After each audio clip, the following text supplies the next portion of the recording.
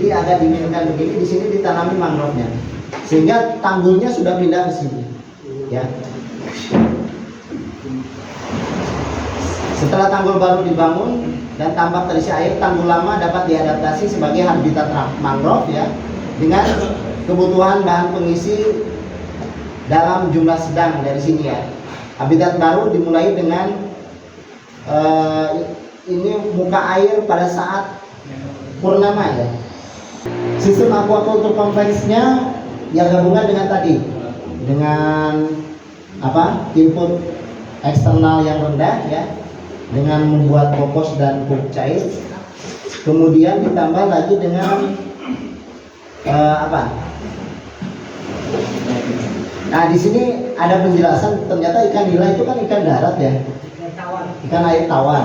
Kemudian di Demak itu dikembangkan, ternyata ikan nila itu bisa mengurangi virus yang masuk ke dalam kolam budidaya udang.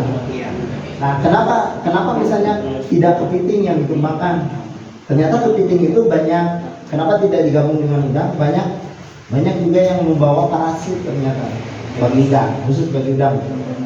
Jadi strategi budidaya aquaculture berkelanjutan yang bertujuan untuk meminimalkan penggunaan input eksternal yang tidak tepat dan berlebihan serta mengoptimalkan penggunaan sumber daya alam yang tersedia secara lokal, yaitu menggunakan kompos dan padat pupuk cair, ya.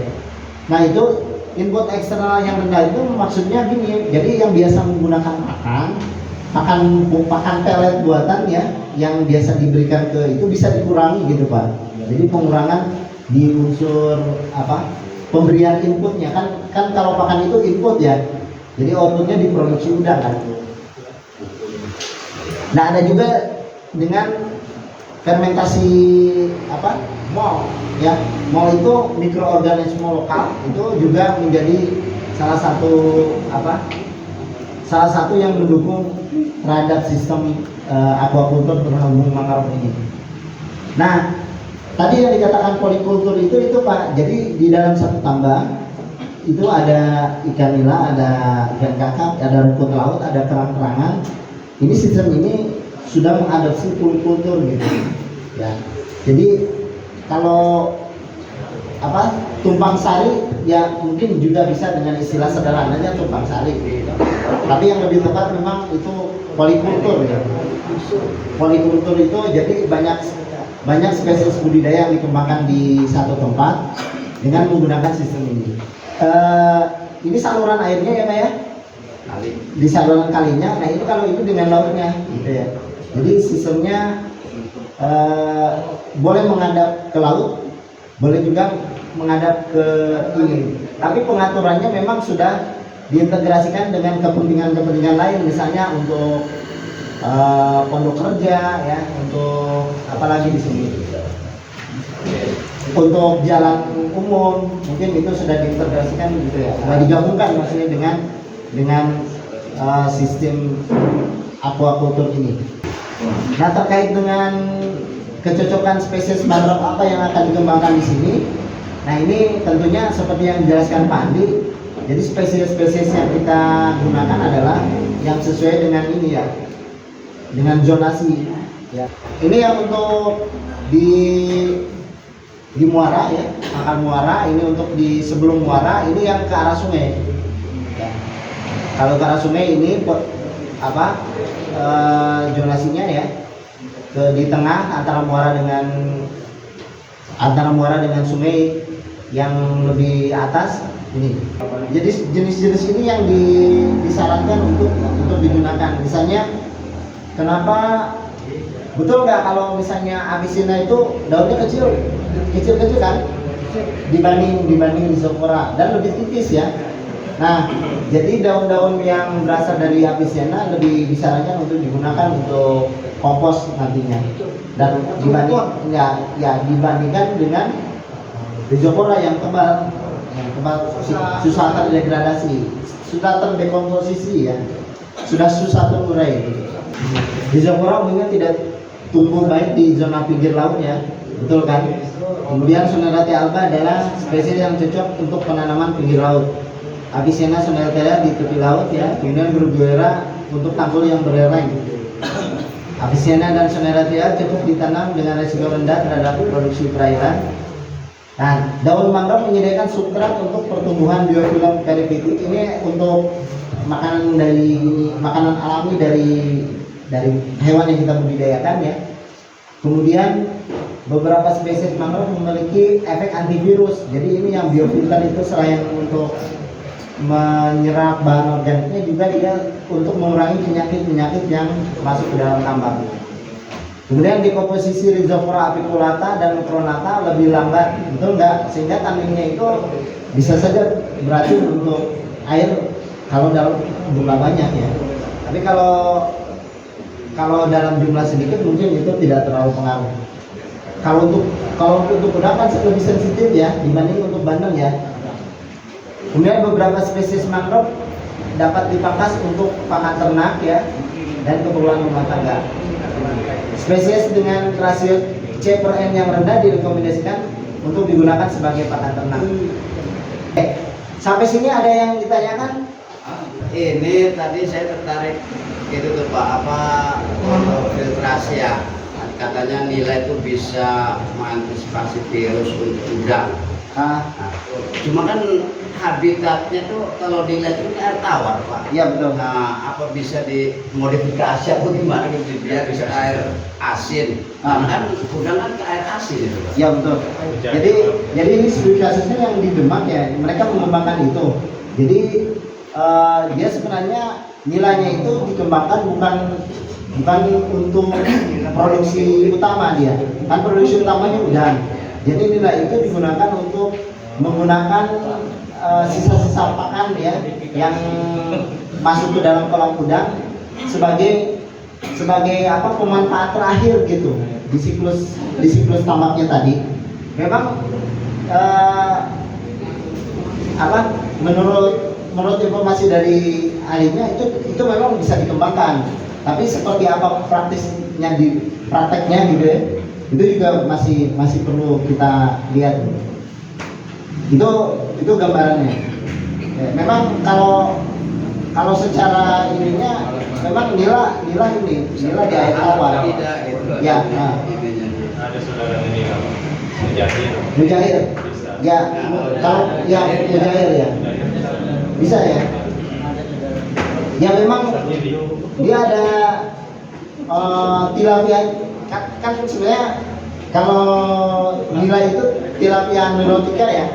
Ada lagi kalau yang mujair itu tilapia mozambika ya. Jadi sebenarnya ya mungkin apakah spesiesnya mujair itu atau nila gitu ya. Tapi memang yang dikembangkan adalah dari genusnya tilapia gitu. Ya air tawar. Tapi adaptasi yang memang yang lebih memungkinkan memang mujair ya. Yang lebih memungkinkan. Yang saya ingin tekankan dari pembahasan di sesi ini adalah bahwa ketika kita mengembangkan silvophysaria memang ada dua perpaduan gitu kan Pak. Dua perpaduan antara bagaimana kita meningkatkan produksi budidaya aquaculture dengan penutupan mangrove. Nah, kan sebenarnya dari sisi kehutanan, kalau itu di kawasan hutan kan memang pengennya itu jadi mangrove lagi, hutan mangrove. Tapi kan ada di sisi masyarakat yang memang harus mencari nafkah di situ, nggak mungkin juga bisa dihilangkan kan, tetap harus dipertahankan. Tapi bagaimana perpaduan ini bisa di sisi ekologisnya mangrove tetap bisa lestari, di sisi ekonominya masyarakat masih bisa melakukan aktivitas gitu. Nah ini formulasi ini tentunya makanya disebut model kan Pak, bukan sebagai apa disebutnya, bukan sebagai formula kan, baru model. Jadi kalau model itu kan bisa berubah-ubah, ya bisa dirubahnya yang mana, apakah itu mau spesies yang dibudidayakan yang bermacam-macam atau dari segi tutupan mangrove-nya ada yang dengan sistem silvophysaria lama, ada yang hemoktarik, komplangan dan seterusnya. Kalau pada eranya mungkin tahun 90-an, tahun 2000-an ketika sistem itu di ini ya dikembangkan gitu ya. Ya memang promosi terkait dengan ini produksinya lumayan bagus gitu Pak. Ya. Tapi yang saya lihat dengan Pak Andi juga pernah kita ke Muara Gembong Pak, yang di situ Bapak Presiden kan ikut mengendorse ya, maksudnya ketika panen beliau berangkat gitu ya Pak Andi. Sistemnya juga kurang lebih sistem AMA ini. Jadi dia ada satu kolam yang ditanami mangrove terpisah dengan lokasi budidayanya. Jadi budidayanya intensif memang. Budidayanya intensif. Jadi budidayanya itu pakai kincir. Dari 2009 itu saya kan menanam sistem silvopuseri itu Pak. Ya. Setelah besar itu emang menurut teori kalau silvopuseri itu bagus untuk budidaya ikan gajang. Ya. Dari airnya aja salinitas itu udah turun, sering diteliti sama mahasiswa. Nah kenyataan di lapangan itu beda gitu Pak. Bedanya itu bukan karena airnya jelek, akan tetapi dengan predator yang ada di mangrove itu Pak. Seperti predator seperti benyawat, seperti apa? Benyawat itu apa ular? Benyawat itu seperti Gak apa-apa, itu kan bahasa lokal ya. Benyawat ya. Jadi kita kan budidaya ikan bandeng kan nggak beranak kan ya. Ya. Jadi misalkan 1 hektar tuh naruh 1.000 lah gitu. Ya, pasti berkurang gitu kan. Jadi kan kalau setiap hari setiap malam dimakanin predator kan apa 5 per hari kan ikan bandeng kan umurnya 4 bulan panen. Sama aja habis gitu. Dengan itu kira-kira ininya apa solusinya bagaimana? Mungkin ya Pak Dunyati mungkin meluruskan yang beda dengan yang tadi di ini kan ke apa yang tadi di ama. betul. Kira-kira apa dong takut undang-undangnya mau diinjin ke. Jadi kita melanjuti Pak, nama saya Dunyati Pak dari kelompok Minang Ukti. Jadi punten Pak, sebelum ada silvopuseri ini kita juga sudah mempraktekkan Pak di lapangan. Bila perlu nanti Bapak cek di lokasi. Tingginya kurang lebih 7 meter Pak, karena saya mulai dari tahun 2000-an Pak kau. Nah apa yang Bapak bicarakan tadi secara teori memang bagus mengesankan. Ada biji mangrove-nya dibikin sirup, ada daunnya dibikin teh, dan ada airnya juga menjadi bagus karena limbah tersaring oleh akar-akar mangrove. Mungkin secara teori seperti itu, tapi kenyataan di lapangan ketika apa yang dibicarakan tadi dengan Pak Kasrudin, saya nanam 10.000 ekor, ketika dipanen dapatnya 30 kilo dalam waktu 4-6 bulan Pak. Begitu lama-kelamaan saya amati ada apa dengan bangkau ini. Setiap sore saya nongkrong Pak, ternyata di situ banyak yang tidur di situ, makan di situ, yaitu burung. Tadi yang dijelaskan sama Pak Kasrudin. Waktu itu saya konsul sama Pak Kasrudin karena memang dia paling lama di bidang mangrove ya Pak. Saya konsul Pak Kasrudin, ini burung makan ikan saya ini karena tidurnya di mangrove. Dia marah Pak saya. Wih, nggak bisa. Itu burung nggak makan ikan, kan? Cuma numpang tidur doang. Berak di situ, tidur di situ. Kalau makan dia pergi seperti itu. Pernah debatlah sama dia ini. Dulu saya sama Pak Kasrudin ini ibaratkan kayak di film itu Ipin Upin, kemana pun berdua. Nah setelah sekarang jadi PKS kan beda Pak. Kayak pejabat pajak dia, kemana-mana posting. Inilah Pak Kasrudin. Jadi itu sebenarnya Pak di lokasi lapangan. Bahkan kasihan ya Pak ya, ketika kita nanam mangrove kita membela Pak, membela pemerintah istilahnya ya. Apakah benar ini mangrove ini ada keuntungan bagi kita masyarakat? Yang saya belum jalani itu Pak, ngejual oksigen atau karbon ya Pak. Kalau yang tadi dibicarakan dibikin dodol sudah pernah. Bahkan saya dari IPB atau dari Bogor itu pernah datang untuk mengajari kita cara bikin pengelolaan buah mangrove. Salah satunya tadi bogong dan bidara. Ternyata saya bikin rugi Pak, karena bogongnya 1 kilo, gulanya 2 kilo. Bogong itu Ya bidara tadi itu Pak. Waduh kata saya, kalau kayak gini mah bikin bangkrut kantong, nggak berusaha apa kayak begini. Saya mau terbangin pohon karena kita juga ngebantu pemerintah, tidak ditebangin nurunin kita. Jadi ibarat lilin kita ini Pak. Jadi lilin itu katanya kan menerangi semua orang, akan tetapi kita yang hancur. Mumpung di sini ada Bapak, ada yang berkepentingan di mangrove, kita juga pelaku mangrove sebenarnya. Ya seperti apa, harusnya seperti bagaimana.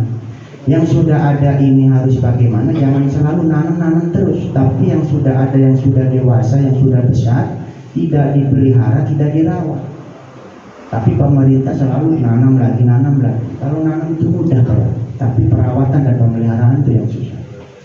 Jadi kita pengen nanti Bapak ini cek langsung di lapangan seperti apa. Kita tambahnya sistem parit Pak, yang ada gambar parit, ini nanam pohon takonnya. Jadi kalau salah satunya, kalau yang sangat menguntungkan itu sebenarnya polikultur Pak. Jadi rumput lautnya laku, ikannya juga cepat besar pantai. Kalau di silponya pohon mangrove, ya udah, lama-lama kita sudah Allah lagi. Habis terus Pak kita nanam ikan Pak. Udah mau waktu mau panen nggak ada yang berani Pak. Ketika pohonnya udah dan orang malam itu nggak berani lewat Pak.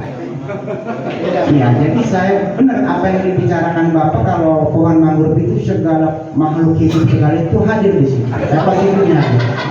Termasuk dedemit hadir. Secara spiritual bisnis ada. ya makanya ada yang spiritualnya tadi kan. Nah, ya itu aja sedikit gambaran supaya nanti kedepannya seperti apa. Karena kalau silponya silpo pohon mangrove sama ikan atau udang, habis lah. Tambahan Pak. Ya silakan.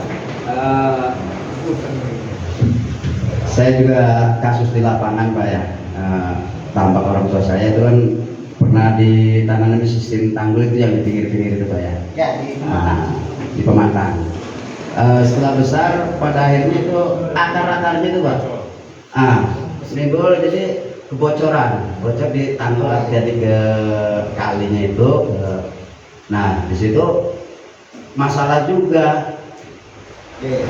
Nah itu aja perbedaan. Karena bocoran kemana kan, kalau ini kan sebetulnya empang itu harus tidak ada bocor, bahkan digelumpurin lagi, dirangkap lagi. Di situ dampak negatifnya ya minusnya dari penanaman yang kita lakukan waktu itu. Oke.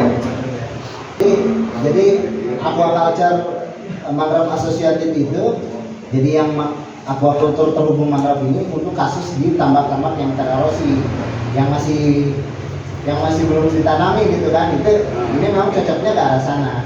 Karena apa? Karena tidak meniadakan yang sudah ada, betul nggak? Yang sudah ada itu tidak mungkin untuk ditiadakan kan? Karena kita memang tujuannya untuk merehabilitasi. Permasalahan-permasalahan yang ada itu memang selalu begitu. Ya.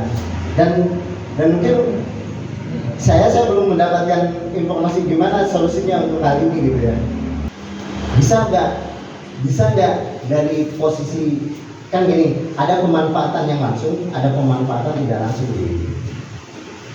Pemanfaatan yang tidak langsung salah satunya jasa lingkungan wisata alam. Nah, tapi memang ini arahnya masih kasar gitu ya. Boleh nggak misalnya kalau misalnya empangnya nggak produktif, kita bikin lebih rimbun lagi jadi tempat wisata gitu. Tapi kan itu arahan jangka panjang ya. Sedangkan kan masalah jangka pendek untuk kehidupan sehari-hari itu belum jadi solusi ya. Tapi kalau arahannya dari pemanfaatan langsung dari budidaya tambak ikan atau udang menjadi pemanfaatan jasa lingkungan wisata alam, itu mungkin ya bisa menjadi solusi, tapi kan tidak langsung jadi kan. Misalnya yang tempatnya Pak Ropin ya, atau di tingkat yang lain ada yang mengembangkan seperti Paroki nggak yang sudah jadi tempat wisata itu?